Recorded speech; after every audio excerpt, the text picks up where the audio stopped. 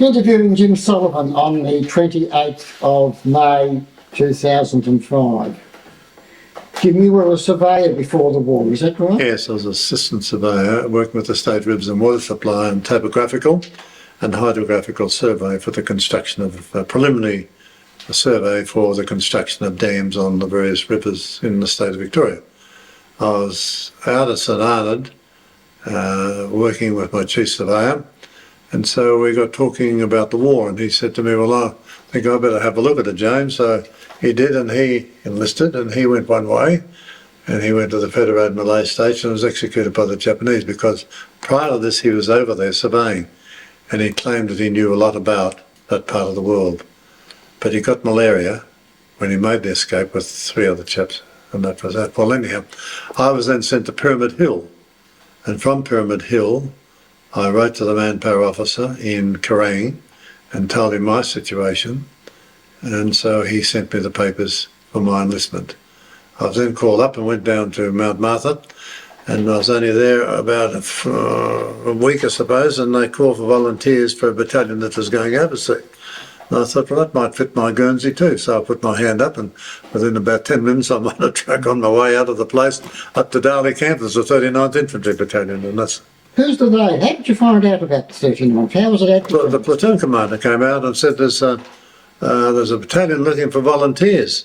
That's all I knew. Didn't tell us the name of the battalion, told us nothing. So I put my hand up, said, right, off I go. So, why? Oh, because I didn't want to be stuck down Mount Martha, that was all. I thought, you know, so I was a rookie, had no idea what the army was all about, didn't even know what a private was. I didn't know, we knew very little. And when they called us volunteers, I thought, oh, well, you might be, this looks, it's going overseas. Because that's what he said. It's a battalion going overseas, and we're calling for volunteers. Was Darley sort of a disappointment to you, or how did you find Darley? Oh, right. I appeared to be reasonably adaptable to those situations. And I got in alongside a bloke like Lou Poltner. Lou's a pretty wild sort of a bloke, and he said, you get a bag of straw in there to sleep on. So he said, we better go and get that. So we went and got a bag of straw and came back, and I stepped alongside Lou Poltner, and then I was pushed around on brigade duties, and I think Lieutenant Stokes was our officer. So we did the necessary training, and we sailed. Was the training useful? Yeah. There's discipline, and I was used to discipline because my boss was a fairly disciplined sort of a bloke, and you had to be out on the survey job, and if you had to carry a bag of pegs, you carried a bag of pegs. If you didn't, you carried a theodolite, and it was a reasonably disciplined life I had. And I was at boarding school most of my life too. We'll see, at St Pat's and Ballarat, and of course that was a pretty discipline there. And I'd only finished there, and I started this, and war broke out. So I was used to the disciplined life, yes. When they said you were ready to sail, what were your expectations? Did you have any idea where you were going? No. How did you feel about that? I don't think it worried me much. I think I was used to the discipline of the battalion, and we were told we were going overseas, and that we would be sailing in a few days. And I remember as a red-headed officer, I thought, oh, this is probably propaganda. I'll be still sitting around here. He said, you won't be sitting around there too long, mate. He said, you'll be on the boat. So it was only about 2 or 3 days, and we were then transported into Bacchus Marsh and up to Sydney and on Aquitania. Had you ever been interstate before? Yeah, I've been to Sydney because my father was a shire engineer in Temora in central New South Wales. So I'd been back there as a child. What was the Aquitania like to sail on? Well, I remember of it was all right. Our officers are pretty shrewd sort of a fellow, so he said the best place for you blokes to do is put you on guard on the jail. There's a bed down there. So we were on the guard duty most of the time on the jail, and the jail was no one in it. So that wasn't too bad, what I remember. And then when we landed there, of course, it's a different story. We and we landed there that night, and I forget the boat became after the Navy ship came and put alongside and put small barges down and took us alongside the Aquitania and transported us onto the wharf. And that night we marched out to that 7 Mile. God almighty, I didn't know. I said, that bloke who stood alongside me down at Bacchus Marsh and said, you're down at Frankston, you're a bloody fool. I said, how true, how right he was. When you started to see New Guinea appear on the horizon and then you moved into the harbour, what were your feelings? Oh, so there would be a feeling of expectation, perhaps of loneliness, thinking, well, here the war is. You know, long last we're here. And there's expectation. What did I expect, and what was I to see, and what was I to do? And then we marched all that night out of that 7 mile, I think it was, a 7 mile drone. You know, I thought, God, this is a pretty hard life. And with the result, the bloke alongside me, he slept alongside me that night. There's no mosquito nets, no nothing. There's a water thing up in the... And this poor cow woke up in the morning, couldn't get his shirt off. He's all puffed up. So he cut the shirt off him, remember that? And he died anyhow, from malaria. So I said, what the God hell's this malaria all about? Looks like, you know, what is it? Why did this poor cow have to die like this? We just landed, he's never heard a shot fired, and he's dead. So we continued on out there, and then from there we did patrols on the jungle and out, well, beyond there and back, and then I think we shifted back to Murray Barracks, isn't it? Murray Barracks, yes. And that was the first bombing raid that took place. Now, we've heard a number of stories about, and you just told us, some of the awful things that happened at 7 Mile. Yeah. In the first week or so, what sort of work did you do out there? Dug holes. Why? To get for the bombs. The Japanese bombing, and also we had to, I remember this officer, he told us to dig a trench so as we'd sit on one side and he'd attack off the other ones. What was the tucker like? No, it wasn't very good. Probably beef and biscuits most of it. There's nothing, because they didn't land any food with us, and that was bad. That night, yes, there's no comforts at all. None at all. So the next day I think we got some bully beef and some biscuits, and I remember we got some max and cheese in a tin, and I wondered what this was. Everything was in tins. And that was the food for a while until they got settled in. How did you manage with the mosquitoes? Oh, well, I remember after a while the sergeant came along with about a week or two after and lined us all up to take quinine in the tablespoon of the stuff. And I said, what the hell's this? And this is only going to about, I think we only got about, if we got 2 a week, we were lucky. But I don't think it was that. I think when they had it available, we got it, and that was the only thing we had to fight against malaria. We didn't have mosquito nets. Didn't have a mosquito net, I know that. But we did get a mosquito net later on, but I can't tell you the exact date. And I think that's what, you know, made a lot of blokes really, really sick, you know, all the swelling in them. But this, as I said, that poor cow the next day, he was all puffed up. We cut the shirt off him, and he was taken away to be dead and died, I think. Yeah. What was the feeling among all the men when that happened? Well, you might say, see, we're only a platoon here. Another platoon would be down there a bit further. And the contact and the interchange of ideas and discussions was pretty limited. Because we had, you know, we had to man this position to defend the aerodrome. And therefore we weren't moved about. We dug your trench. You got in the trench, you manned it for the day and the night, whatever it was, and that was your life. Eventually you moved back into Moresby itself. We moved into Murray Barracks, I remember, but that's why I've lost this part of my diary. We moved back to Murray Barracks, and I remember the first raid on Murray Barracks. That was an awful night too, because I remember the trenches, you know, there's no mosquito nets, and I remember the mosquitoes giving us hell. You had no pyjamas, you're in the raw, of course. Sticking your backside up out of a trench and a heap of mosquitoes on the back of it. So you had a few swellings on that part. Yeah. Why will you move to Murray Barracks? What would be your... I can't answer that. No. I can't answer that at all. I think that was probably, the facilities may have been a bit better from a health point of view. Mm-hmm. That's about all I can say about that. I can just remember, because I remember when we marched out that night from when we got off the Aquitania, I think we went past it and someone said, oh, that's the barracks. But, you know, in those days you're pretty raw. You didn't know much about the army. You just did as you're told. I did, didn't you? And you were involved mostly in loading and unloading? Yep. Yes. Well, I was there the first, you remember when I was there, we were in the fence on the 7 Mile Drome when the Kitty Hawks landed, because we used to call them Tomorrow Hawks, and we were ordered to open fire on them. And I remember walking down to the drome, you know, the back of the fighter plane, the pad down the back, And I walked up the bloke and he beat hell out of it. And a bullet went past us there and put a hole in the back of that thing. I saw it. You know, the pad in the back of the fighter plane. Yeah. And we were there for that day and we opened fire on them. Ordered to open fire on them. As I said, the Tomahawks coming. And this is the communications, as I said earlier. It was very, very bad. Very bad, you know, there's no wireless. Ammunition supplies are short, food is short. How long was it before you started, the attacks began? On the airport. Yeah. Oh, we opened fire the night the Kitty Hawks arrived. But when the Japanese said, don't forget when the bombers came in, but I remember the bombers were at a decent height when they bombed the airport when we were there in defence because our gunfire is no good. And there's no AK fire except at Parker Point in Port Moresby. And that was the only AK guns we had. But we didn't have any, we only had rifles, if you're lucky to have one. But I had one, if I remember. Yeah. And that was the only defence, and that's why we opened fire on the Kitty Hawks, because we thought they were the Japanese aircraft, Japanese fighter planes, as they used to swoop in and bomb the place and take off. When these fighter planes thought, oh, this is good, we can get a shot at these blokes. And we shot at them, all right. I think there's 3 of them landed, but the squadron leader can't think. In fact, I've got the old film on it there.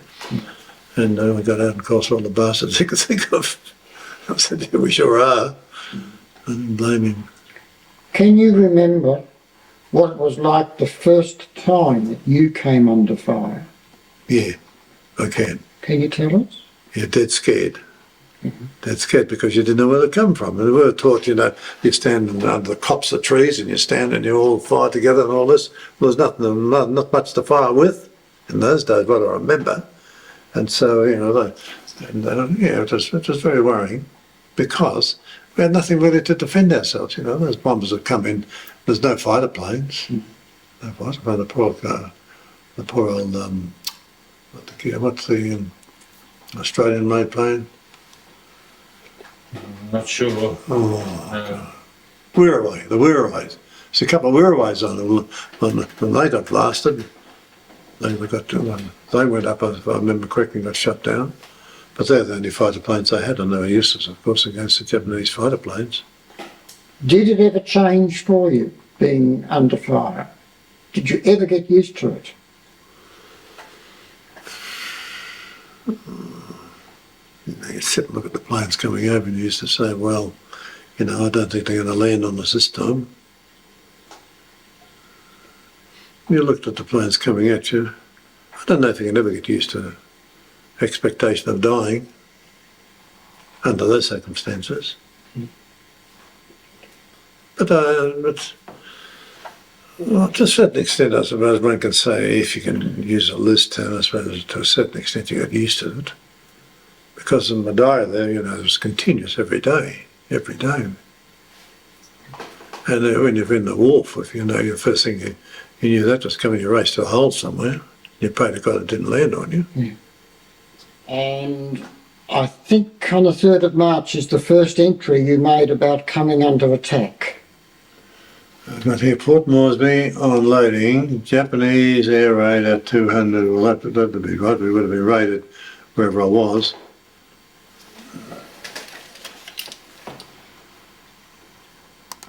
And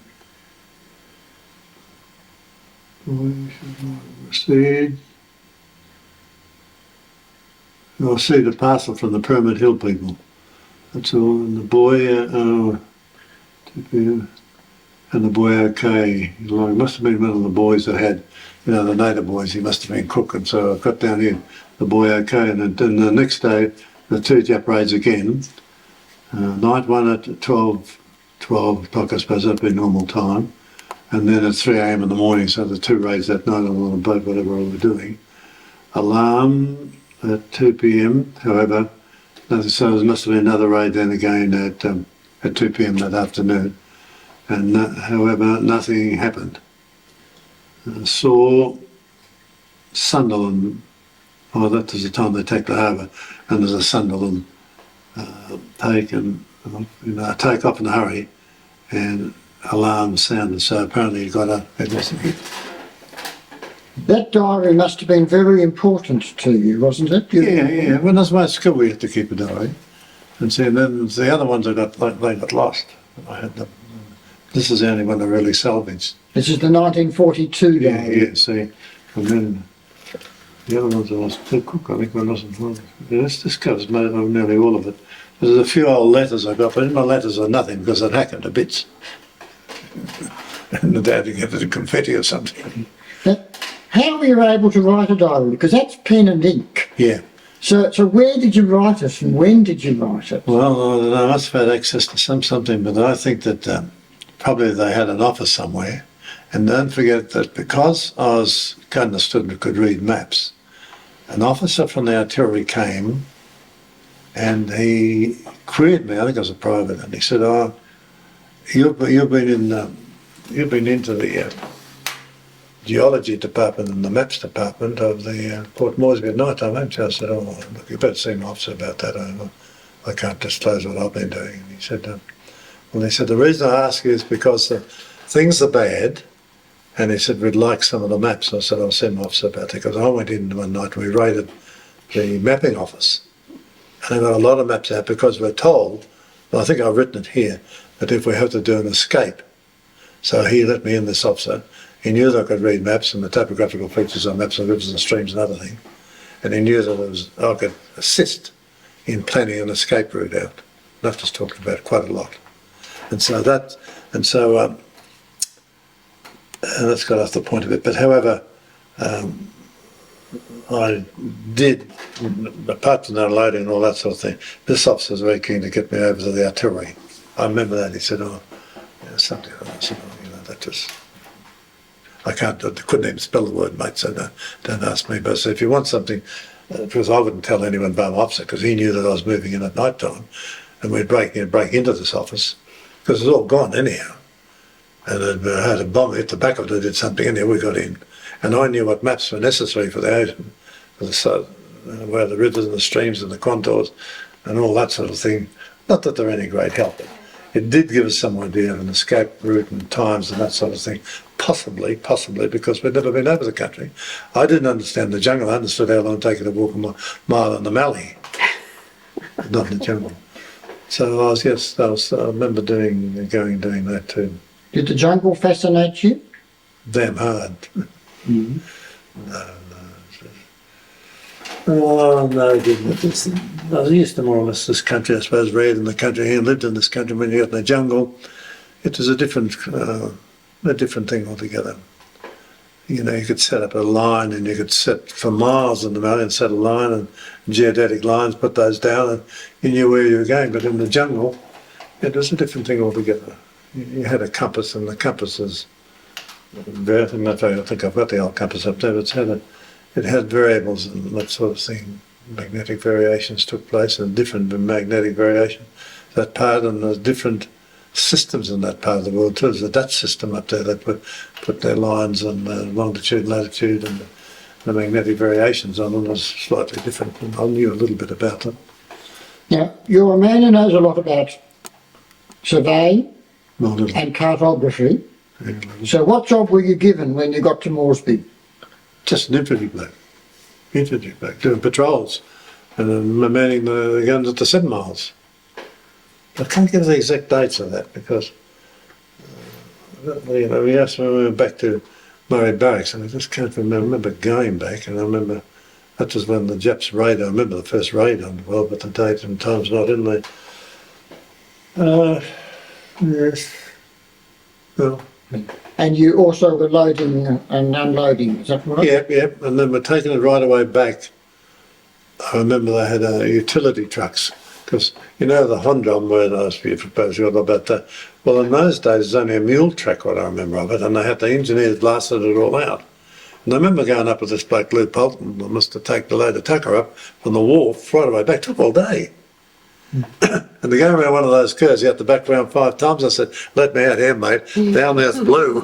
Don't let me out. I wouldn't get in." So then we went there. So we carted that up to there. Some trips have got the Koitaki, I take your name.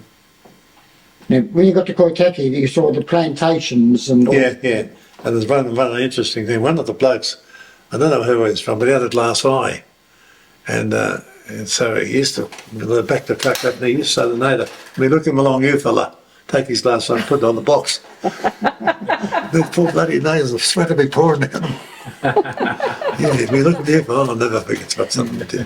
He had glass on, he put it there. Me look at me, fella. The neighbours back in these watching, and lazy bugger to go and lie down, smoke a bit of boong tobacco or something, whatever. Be a funny bloke, I don't know. I don't know if he's in our battalion where they belong, the supply thing, but I'll never forget him when we got up there. Me look at me, fella. Now, at one stage you bought a truck, is that right? Yeah, yes. Bloke by no Bruce Davey in the back here. It's a bit of private enterprise, isn't it? Yeah, well, that was how, because the truck was short, and we knew that unloading these ships, if we dropped the box on halfway along the road, we could pick it up at night time, which we did. Yeah, there it is there. So Bruce Davies postal notes, I got some postal notes to send back to him. And he went back to but I've never been able to find him again. Yeah, so we used to drop them off. Yeah, you know, at the wharf, you do drop a box and shove them in the pants here in old Tom Griggs pushes to get on the truck with it, and then the night time we'd come in and pick them up at the bakehouse. You know, a chap from Echuca he was a battalion bloke, but he got shunted into the supply column to cook bread or something for us. Yes, he did that, and we had the truck for some time, and old Cuddy was very lenient towards us because he knew, and he was a sergeant major there, and I reckon that he had an Alsatian breed in him. He was so savage at times. So we loaded this, he'd come back at late at night time and if we put the tucker in, and that was our food for a long time. I've forgotten really about that. But that was one of our supply lines until Colonel Surishi took the truck. He wondered how these blokes driving around the truck. Mm-hmm. But we used it at night time only. With headlights? No. No. Well, that's the night I told you. When the Provost, a big road came out, we loaded up with bread and stuff. And the Provost pulled us up and we yelled out, there's a parade coming on, let's get out of the bloody place. So the Provost took off and we drove straight down out to wherever we were, about the 7 mile away. No, we camped up on the Loloki River. Is it Loloki? Up on the kind of coming back in over the mountains, I think. We used to unload it there in the middle of the night so the cooks would get it out in the morning. And Cuddy Beck was the greatest asset there we had. Yeah, I remember that, but we didn't have that truck for a long time, I don't think. I don't think it's in here now. Where were you when the McDewey was bombed? On the wharf. On the wharf, yeah. We just got off it. I got in here, there's something about the McDewey. McDewey sunk. Well, I wasn't on it, but I was off that. Yes, I was on the wharf when it got sunk. Because they really got stuck into it that particular time. That's why I was very cautious. The night I got a commission to get out of that harbour that morning, well, we didn't get out, and I thought, God, if they come in at the same speed as they came and bombed into McDewey and all the other ships, my ends are there. Well, that was that.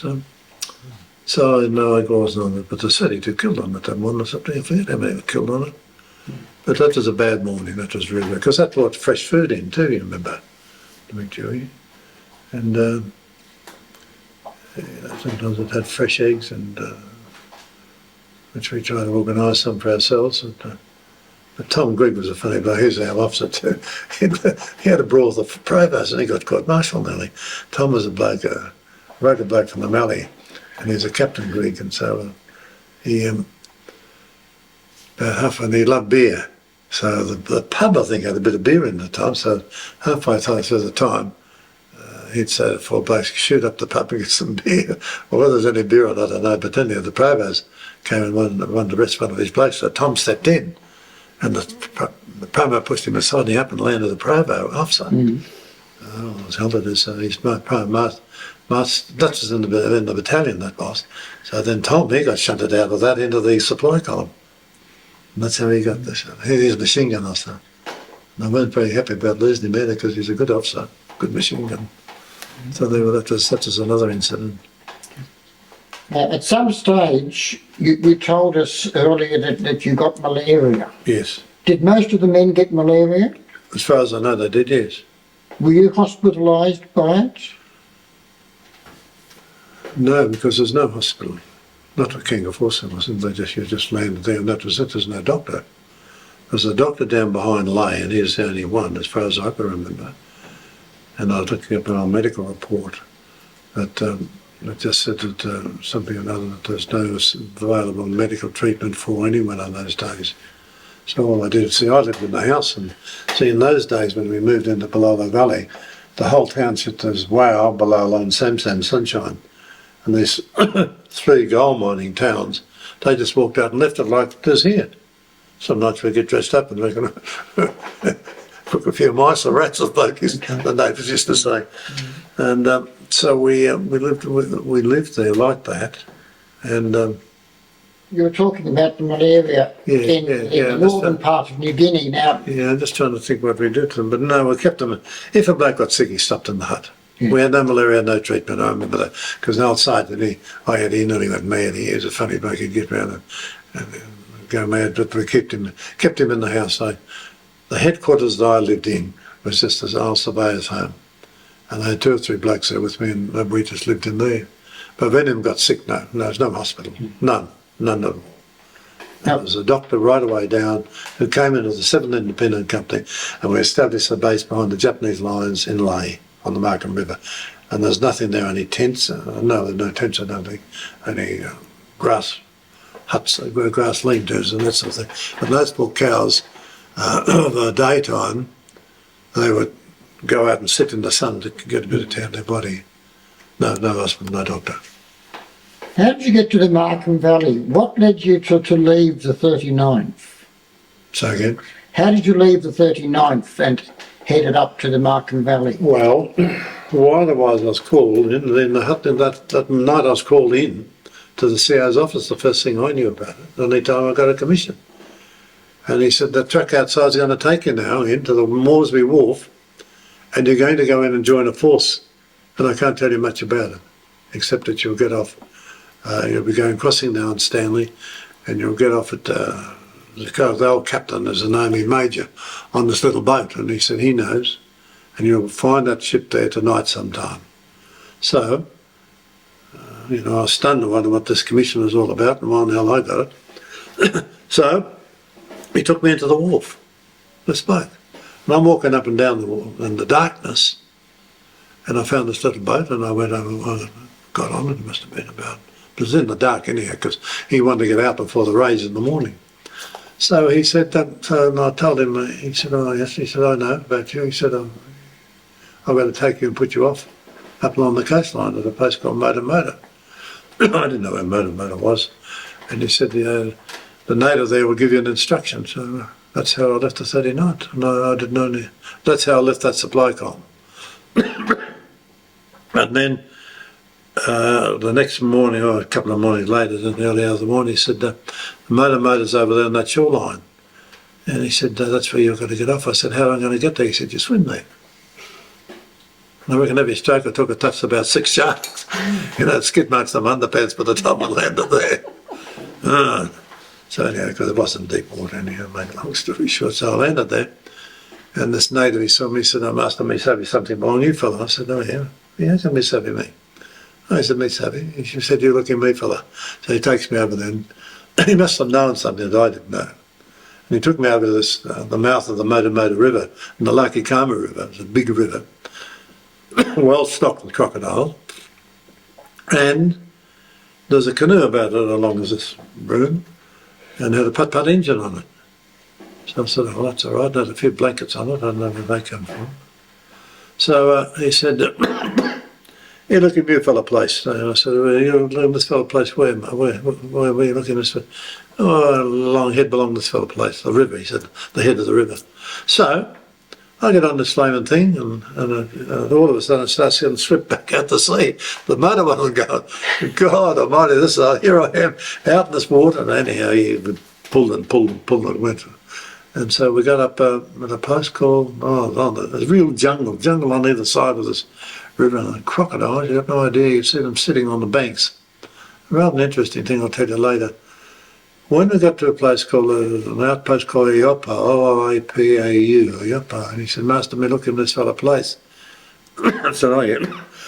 He's going to stop here, because we couldn't go on any further, it was getting dark in the river. So I took my blanket off and I was going to put it down on the riverbank over this tree. And he said, no, savvy, puk, you fella.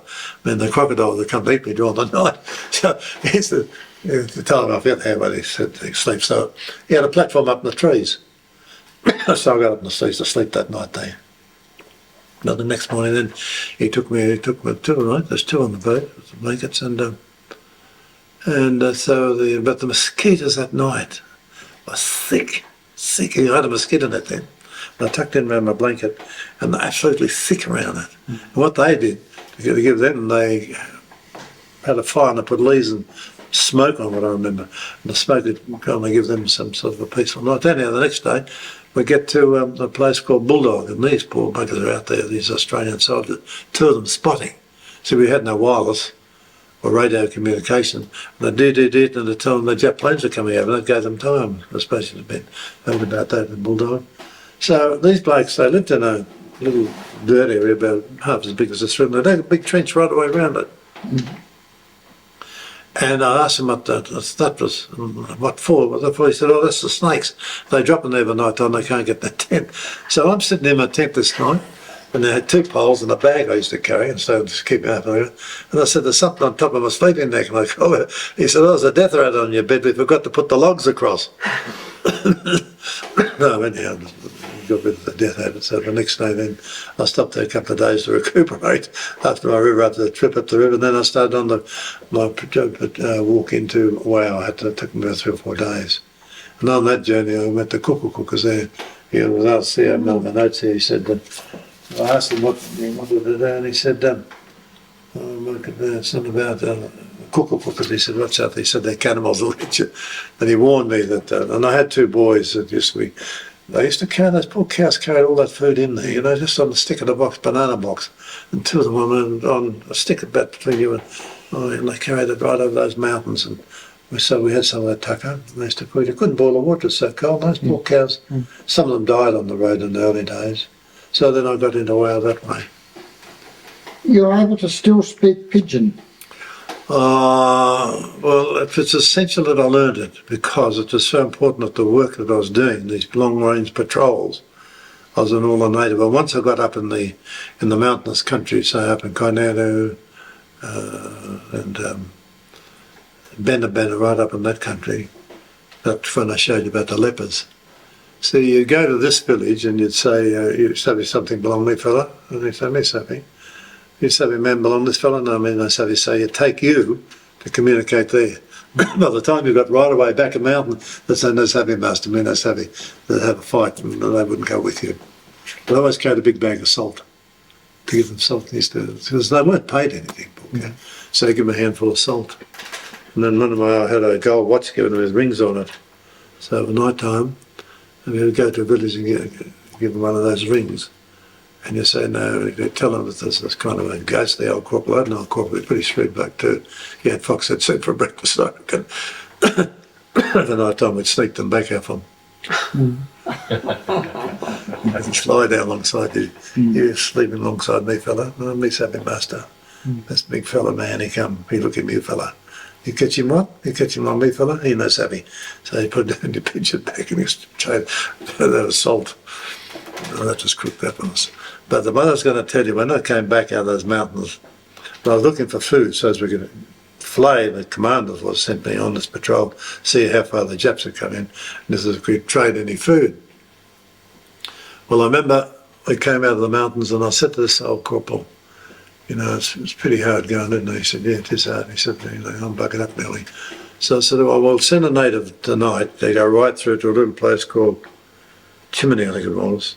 On the Markham was a big river, and a big crocodile river too. And we'll send him through to go to this village, Timony, to build a canoe. And they built a raft to the top of it about as big as this, and had a big tail on it. So he went through all that night, and he got to this village, Timony, and he told them that I wanted a raft built. So they built a raft that day, and then we got in the next day. We used the raft to come down the river. Well, in the river, they used to get on the back and they'd swing around, and as you remember, the native feet were white on the bottom for me. And they used to put charcoal, paint the black of the. And I said, what name's something? Oh, Miss Abby Puk Master, Ikakai on me. So what they did, they make it black so it wouldn't flash in the water. And they'd grab the tail, there's semi-flood, and then they'd get the tail and they'd shove you around. I'm sitting up on top of this flaming thing. They got the rifle ready to have a go at the first crocodile that came there, but we didn't have anything. We crashed into the bank once or twice. But How long were you in New Guinea then? Came back in 1943, in January, February, March 43, I was still cook. So then I was put in Heidelberg then for a couple of months. And that's how I was B class, sent to internment camps.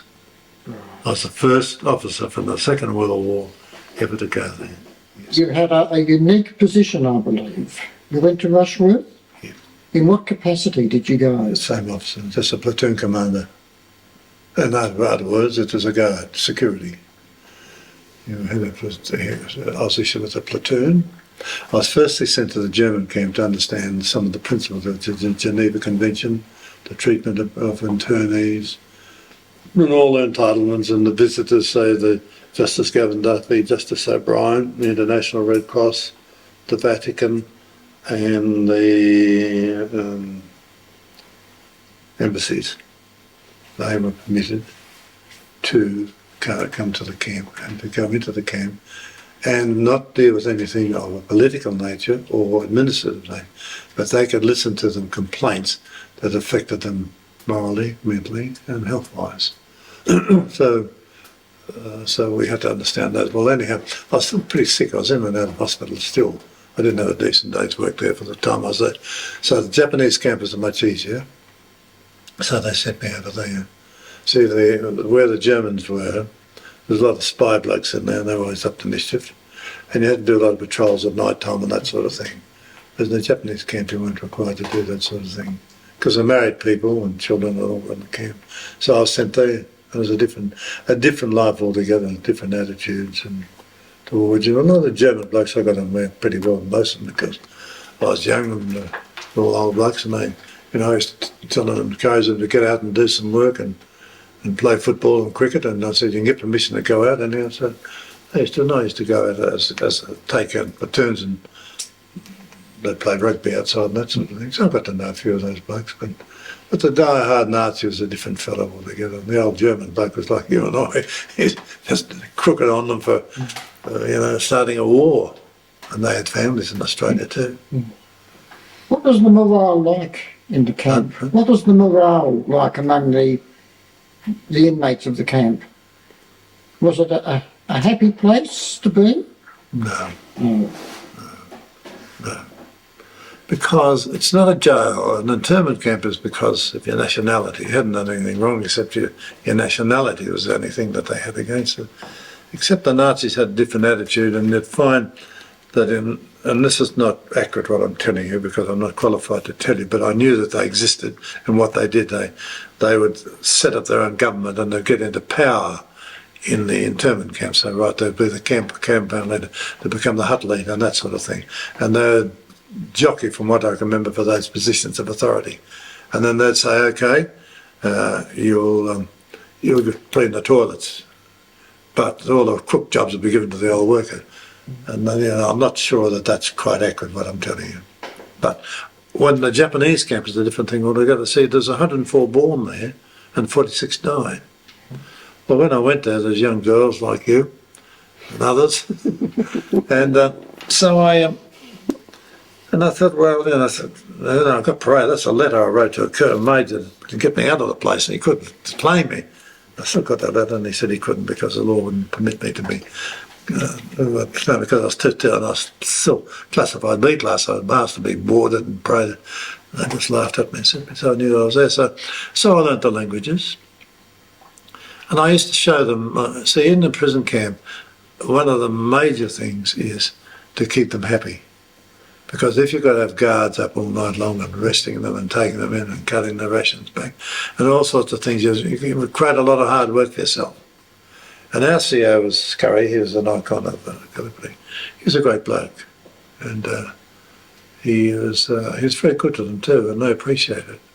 But I was very young, and I used to show them pictures and a small thing, and I used to ask his permission to let them teach them how to play football and all. And many of them.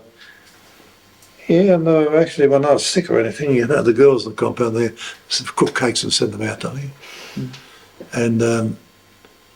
And they say each morning as a camp, the commandant would divide up into 4 sections, the camp, A, B, C and D. Well, the CO would do these 2 this morning.